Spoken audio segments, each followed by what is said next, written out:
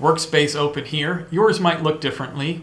One way to adjust how the different windows within the workspace are organized is to go up here to Window, Workspace, and then you have all these options here like Advanced Mixing. Looks like you're piloting a submarine. And then there's Classic, which is a little simpler, but I'm going to use default. This is all really up to you. I'm going to use default because that is probably what yours will look like the most just when you open it up. So here we go. We have the Audition workspace. We have tracks 1, 2, 3, 4, 5, and 6, and a master here at the bottom.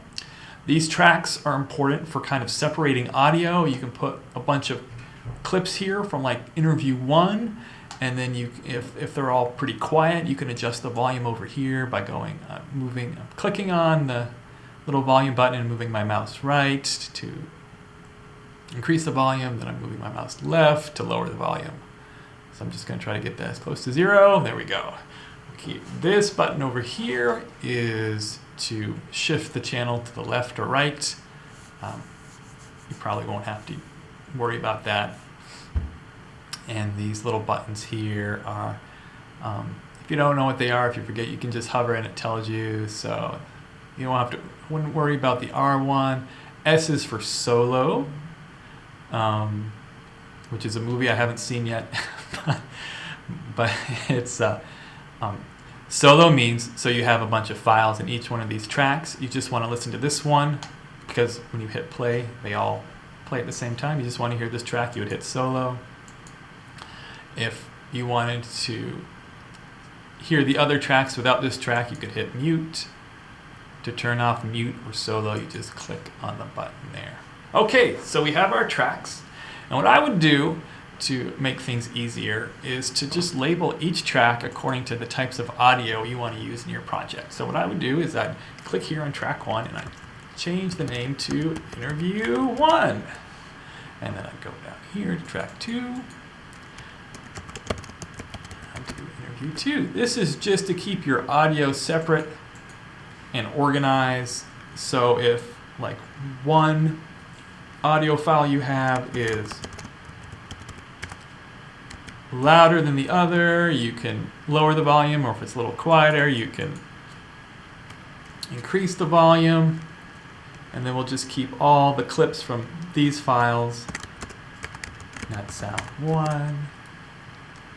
We'll just keep all the clips from these files in their separate tracks.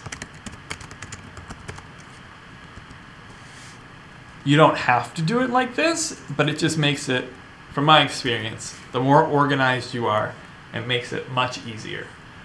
Because otherwise, if you have like a nat sound and an interview in the same track, you have to adjust the clips volume separately, which you can do, but it's just more work for you. Oh, you know what? I'm going to call this one not sound 3, but I'll call it track. So this will be the voiceover that I put in. So you got all these tracks here. They each have their little buttons and controls. And then here at the bottom, you have something called a master track.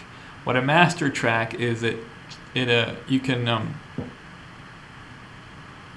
make the whole project louder or quiet. You can raise or lower the volume for all the tracks. So say you put everything in it, and then you realize, oh, this is really quiet. All the volumes are pretty level. They all pretty much sound at the same volume level, but it's pretty quiet when I compare it to say like another piece of audio. So I can decrease or increase the volume. Okay, so I got my track set up, and then the next step is importing audio. So I'll do that in the next tutorial.